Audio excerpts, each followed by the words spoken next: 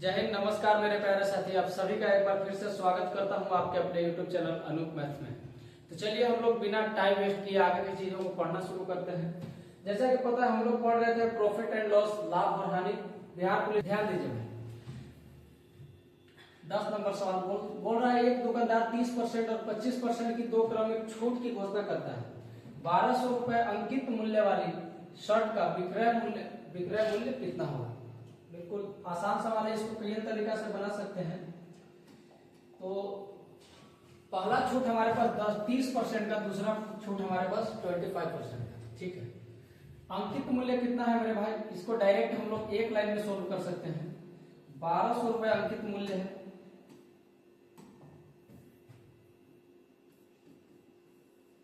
1200 रुपए अंकित मूल्य है। पहला छूट है 30% का। 30% का फ्रैक्शन कितना होता है मेरे भाई, 3/10। 30% का फ्रैक्शन बनाएंगे, हो जाएगा 3/10। यानी 10 के चीज पे 3 का छूट मिलेगा तो 7 में बेचेंगे, यानी 7/10। अगली छूट 25%। 25% का फ्रैक्शन बनाएंगे तो 1/4, यानी 4 के चीज पे 1 का छूट, 3 पे बेचेंगे यानी 3/4। यहां से इसको कैलकुलेट कर लेंगे हम लोग बिल्कुल आसानी से। 0 से 0 कट जाएगा, 4 से कट जाएगा 30 बार, तो 3 सते 21, 210। 210 गुने 3 करेंगे कितना हो जाएगा, 210 गुने 3 कर देंगे तो हो जाएगा 630 रुपया। यानी फाइनली हम लोग उस सामान को कितने में बेच सकते हैं, कितने में बेचा जा सकता है, 630 रुपए में। आपका ऑप्शन क्या हो जाएगा, सी हो जाएगा। बढ़ते हैं अगला सवाल।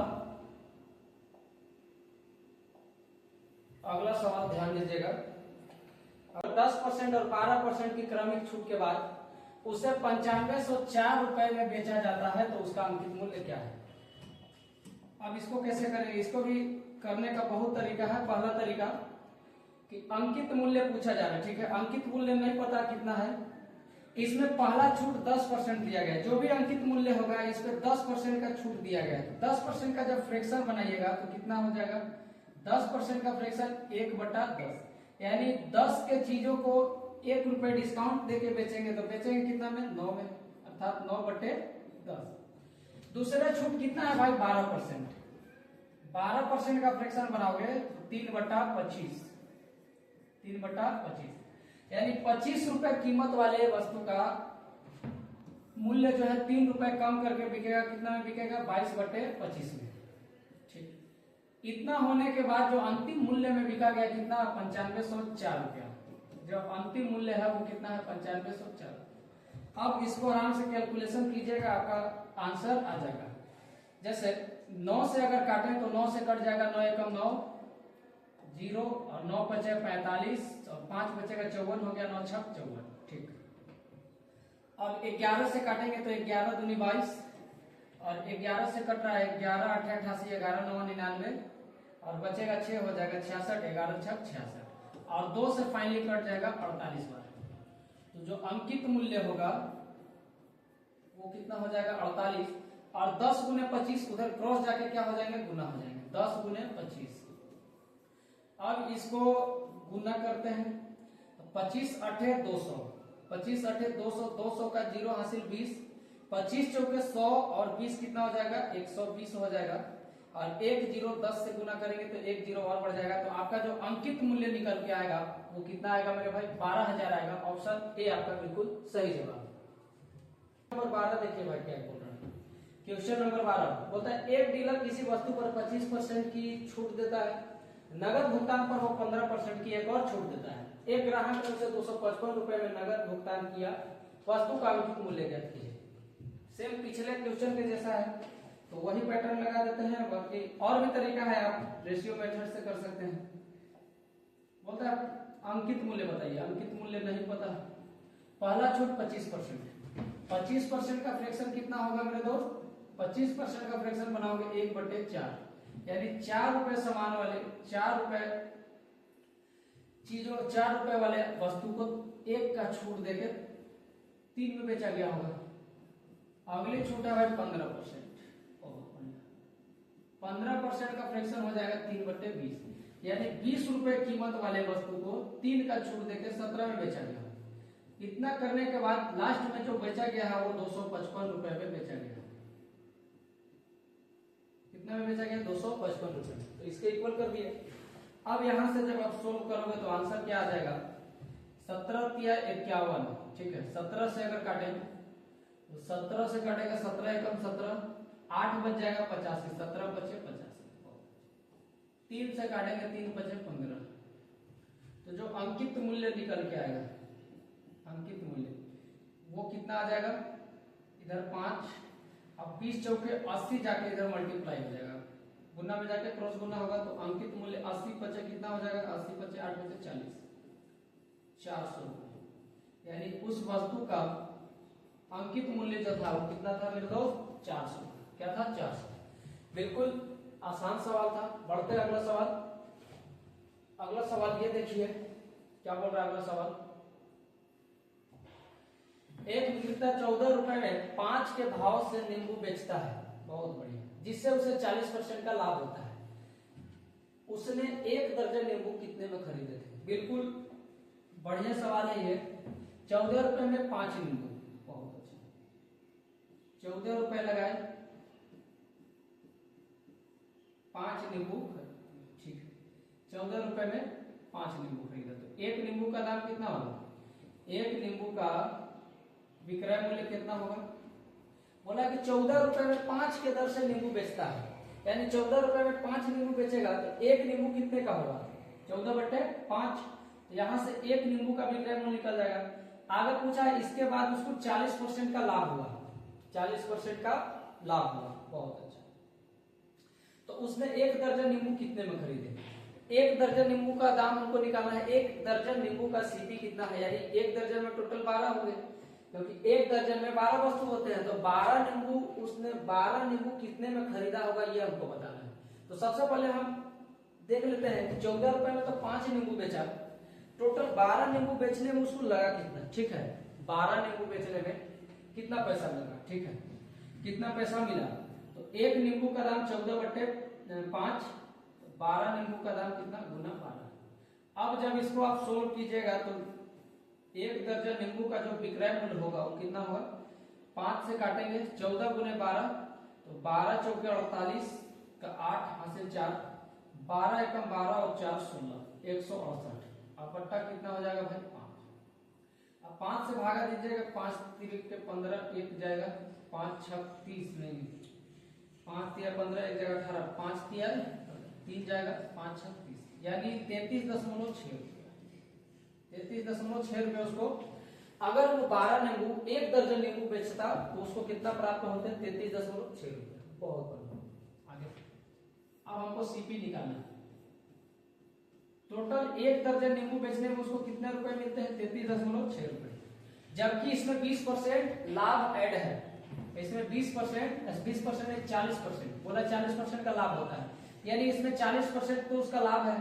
तो सीपी कितना होगा? 40% का फ्रैक्शन निकालिएगा तो हो जाएगा 2/5, 2/5, यानी 5 के वस्तु को 7 में बेच दिया, यानी कि जो 33.6 रुपया है ये 7 यूनिट का दाम है। सीपी निकालना है हमारे पास, सीपी 5 यूनिट है, 5 से गुना, तो यहां से हमारा सीपी आ जाएगा 7 से काटेंगे 7 चौके 28, 5 बचेगा, हो जाएगा 56, पॉइंट बिठा के 7 × 56, ये 4.8। अब गुना करोगे 5 तो जो सीपी निकल के आएगा 4.8 गुने 5 करेंगे तो 24 आएगा, 24 रुपए। यानी 1 दर्जन वस्तु का, 1 दर्जन नींबू का जो क्रय मूल्य होगा मेरे दोस्त वो हो जाएगा 24 रुपए। कितने हो जाएगा? 24 रुपए। उम्मीद है समझ में आया होगा। पढ़ते हैं अगले सवाल। अगला सवाल देखिए क्या बोल रहा है। अगला सवाल बोल रहा है 9 वस्तुओं का विक्रय मूल्य 15 वस्तुओं के क्रय मूल्य के बराबर है। इस लेन देन में निम्न में से क्या हुआ? लाभ हुआ, हानि हुआ, क्या हुआ? कितना % लाभ हुआ, कितना % हानि हुआ? ये भी बहुत सिंपल सवाल है। बोला 9 वस्तुओं का क्रय मूल्य, 9 वस्तुओं का क्रय मूल्य, 9 वस्तु का सीपी बराबर है 15 वस्तुओं के विक्रय मूल्य। अच्छा, 9 वस्तुओं का विक्रय मूल्य है, ठीक है, 9 वस्तुओं का विक्रय मूल्य 15 वस्तुओं के क्रय मूल्य के बराबर है, यानी 15 के सीपी के बराबर है। 9 वस्तु का विक्रय मूल्य 15 वस्तु के क्रय मूल्य के बराबर है। तो यहाँ से सीपी एसपी का अनुपात क्या निकल जाएगा, 3 से कट जाएगा 3 बार और 3 से कट जाएगा 5 बार, यानी सीपी और एसपी, सीपी इधर गुने में इधर आएगा, भाग में हो जाएगा, ये हो जाएगा 5 और ये 3 इधर चल जाएगा, 5:3। यानी अगर किसी वस्तु का कीमत 3 रुपया होगा तो उसको बेचा गया है कितना में, 5 में, यानी 3 के सामान को 5 में बेचा गया है। 2 का प्रॉफिट किस पे होता है, सीपी पे, 2 का प्रॉफिट 3 पे, परसेंट निकालना है 100 पे कितना, 2/3 मतलब 66.6% का लाभ, लगभग इतना परसेंट का लाभ। इसको जब काटिएगा तो ये 200 बटा कितना हो जाएगा 3, और जब काटेंगे तो ये 66.66% आते रहेगा। ठीक है, क्लियर। अगला सवाल, अगला क्वेश्चन देखिए भाई, बोला एक पुस्तक को 15% लाभ पर 230 रुपए में बेचा गया है, इसे अगर 230 रुपए में बेचने पर होने वाला प्रतिशत लाभ या हानि क्या है। ठीक है, ये सवाल में कुछ मिस्टेक है, यहाँ 2 डाटा इंटरचेंज है। अगला सवाल देखते हैं। ठीक, अगला सवाल देखिए, विकास 30,000 रुपए में एक पुरानी बाइक खरीदता है और इसकी मरम्मत पर 5,000 रुपए खर्च करता है। देखिए इसका टोटल सीपी कितना हो जाएगा, पहले तो वो 30,000 रुपए में खरीद के लाया, 30,000 रुपए में खरीद के लाया, उसके बाद उसमें एक्स्ट्रा खर्च कितना किया, 5,000 रुपए उसके मरम्मत में लगा दिया, तो कुल उसका जो सीपी हो गया वो कितना मिल गया, 30,000 और 5,000 35,000, यानी कुल उस गाड़ी का खर्च कितना हो गया, 35,000 रुपए हो गया। ठीक है, कुल खर्च कितना हो गया, 35,000 रुपए। आगे बात करें, यदि वह उस बाइक को 42,000 रुपए में बेचता है, ठीक, अब जब बेचने चला तो वो कितना में बेच दिया, 42,000 रुपया में वो बेच दिया, बहुत बढ़िया। तो उसका लाभ प्रतिशत क्या होगा। ठीक, खरीदा कितना में था भाई, 35,000, कुल खर्च कितना आया था खरीदने में, 35,000, और जब बेचने चला तो उसको कितना मिल गया, 42,000। तो 35,000 के सामान को 42,000 में बेच दिया, सीधा प्रॉफिट कितने का, प्रॉफिट हो गया 7,000 का, 7,000 का प्रॉफिट हो गया किस पे, सीपी पे होता है प्रॉफिट, होता है सीपी पे, सीपी कितना है, 35,000, परसेंट निकालना 100% से गुना, 100% से गुना। देखिए 3 जीरो से 3 जीरो कट जाएगा, 7 × 5 = 35 और 5 से कट जाएगा तो आंसर जो आएगा 20 × 5 = 100। आंसर जो निकल के आएगा मेरे भाई वो कितना आएगा, 20%। कितना आएगा, 20%। Option number A, option number क्या हो जाएगा, क्लियर। आप यहां से इसका रेशियो भी ले सकते थे, कैसे, याद रखिए, सीपी कितना है टोटल, 35,000, हमसे लाभ परसेंट पूछा है तो रियल वैल्यू की जरूरत नहीं है, सीपीएसपी का अनुपात भी अगर हमको मिल जाएगा तो उससे भी काम बन जाएगा। ठीक है, और एसपी कितना है, 42,000, एसपी कितना है, 42,000। अब देखिए 3 जीरो से 3 जीरो कट जाएगा, 5 से कट जाएगा, 7 से कट जाएगा, 7 × 5 = 35 और 7 × 6 = 42, यानी 5 के चीज को 6 में बेच रहे हैं, 1 का प्रॉफिट 5 पे 100 पे कितना, इसको कटिंग करेंगे, आपका काट पीट के आंसर कितना आएगा भाई, 20%। आंसर कितना आ जाएगा, 20%। तो जब भी अगर आपको लाभ प्रतिशत और हानि प्रतिशत पूछा जाए, जब भी आपको कभी भी लाभ प्रतिशत और हानि प्रतिशत पूछा जाए तो उसमें सीपीएसपी का रियल वैल्यू होना जरूरी नहीं है। अगर उसका अनुपात भी आप निकाल लीजिएगा, अनुपात भी अगर आपको दे रखा है तो सीधा सीधा आपका आंसर बिल्कुल आसानी से निकल जाएगा। इसी के बाद अगला सवाल क्वेश्चन नंबर 17, क्वेश्चन नंबर 17 क्या कर रहा है ये देखिए। क्वेश्चन नंबर 17 बोला एक वस्तु का अंकित मूल्य 400 रुपए था, किंतु दुकानदार ने इस पर 25% और 15% की दोहरी छूट दी, उसने वस्तु को कितने में बेचा। ऐसा सवाल अभी पीछे जस्ट किए, फिर से वही बात, एक वस्तु का अंकित मूल्य 400 रुपए था, अंकित मूल्य कितना है दोस्त, 400।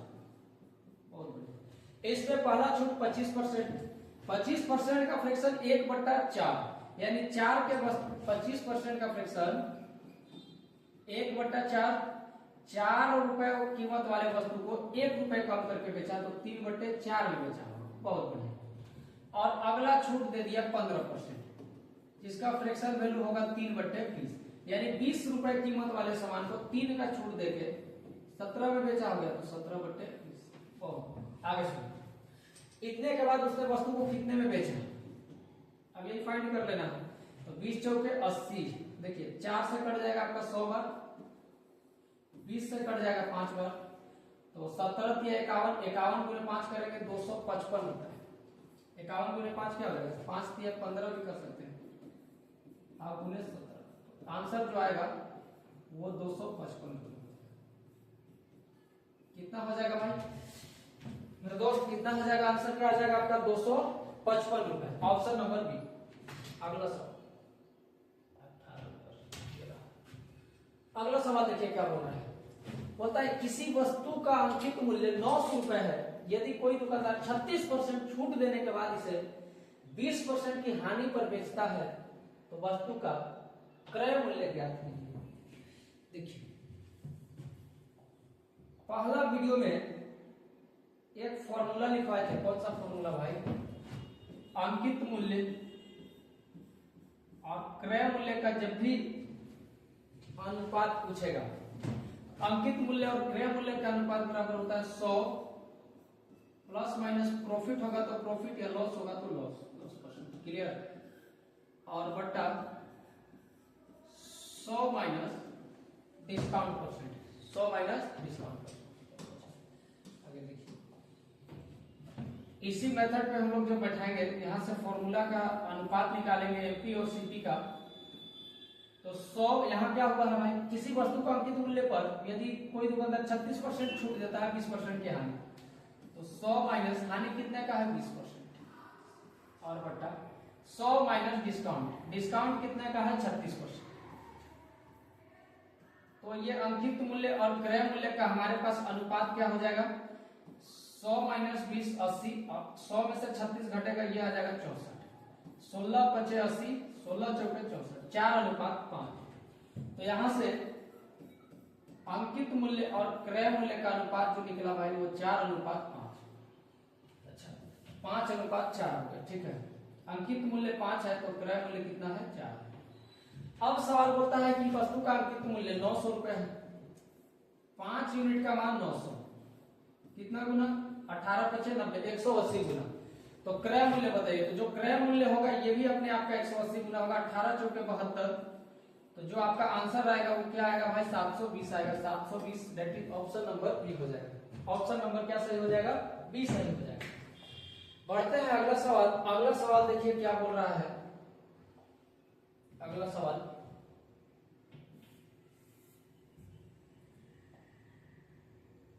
देखिए, बोलता है 5%, 10% और 20% के बराबर एकल छूट कितनी होगी। बिल्कुल आसान सवाल।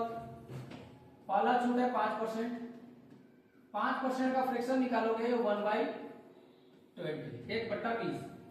अगला छूट 10% का है, 10% का फ्रैक्शन 1/10, ठीक है, और लास्ट छूट है 20% का, 20% का फ्रैक्शन 1/5 आया ना, 20% का फ्रैक्शन 1/5।